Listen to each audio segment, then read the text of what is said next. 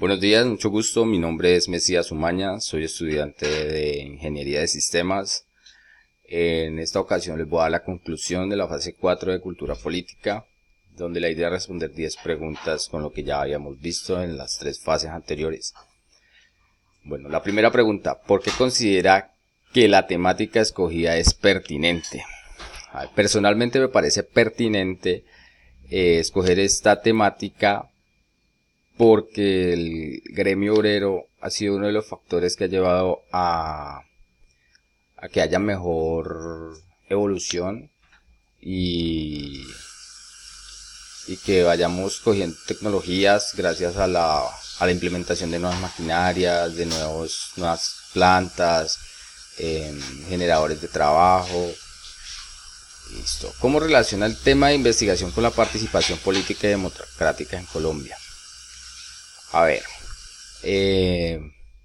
la relación del tema investigado con la participación política y democrática de Colombia viene siendo porque gracias al gremio obrero se puede seleccionar los mandatarios, gracias al gremio obrero pueden haber, hay plantas, funciona todo lo que es comercio, gracias al gremio básicamente es que se sostiene un país.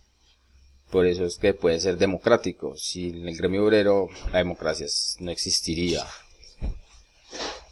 ¿Por qué el periodo de tiempo que ha delimitado permite una mayor comprensión de la lucha del sector social? Personalmente, me parece que en ese transcurso del tiempo, la clase obrera hizo sus mayores apariciones y tuvo unos grandes cambios. ¿Por qué seleccionó dicho espacio para la investigación?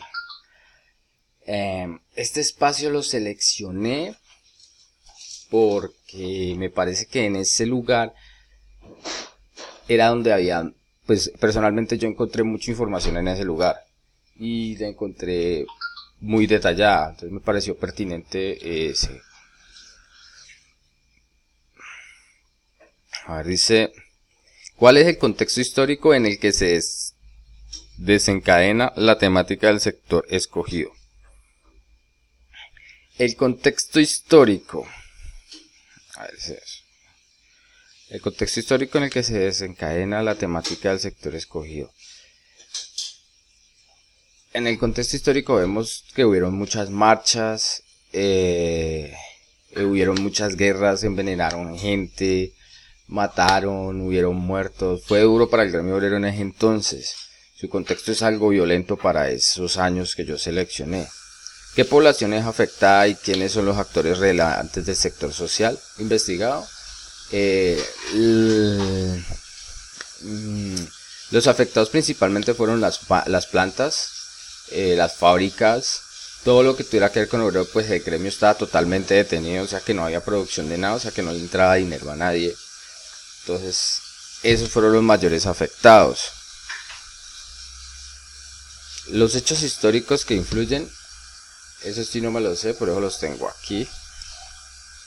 Los hechos históricos más pertinentes que fueron para el periodo que yo seleccioné, la delimitación que hice, el paro nacional del 10 de julio de 1944, la primera tentativa del 26 de noviembre de 1947, la CTC presenta participaciones el 10 de mayo de 1947, la huelga de trabajadores petroleros, que fue una grande, donde hubo bastantes asesinatos y crímenes, el asesinato de Jorge Eliezer Gaitán, el 9 de abril de 1948.